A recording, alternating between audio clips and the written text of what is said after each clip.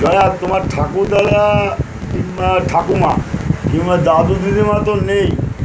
হ্যাঁ, তা তাদেরকে একটু, তোমার বাবা যে মা রয়েছে পূজনীয়, তাদেরকে একটু জিজ্ঞাসা করো যে তারা ঠাকুরদাদা ঠাকুমা কেমন ছিল বা কেমন তাদের কঠোর একটা ছিল, মানে প্রতিবাদ ঠাকুরদাদার কিংবা দাদুর। জিজ্ঞাসা করলে পেয়ে যাবে তুমি বাস্তবে চিত্রটা কী আছে।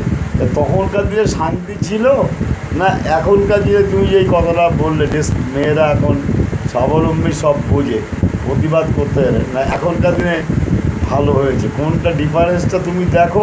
তোমার বাবা মা পূজনীয় যারা রয়েছে তাদেরকে জিজ্ঞেস করবে তারা কি সুখী ছিল, আগেকার ঠাকুরদাদা ঠাকুমারা, না এখনকার ইয়ং জেনারেশন সুখী, তুমি জিজ্ঞাসা করবে। সুতরাং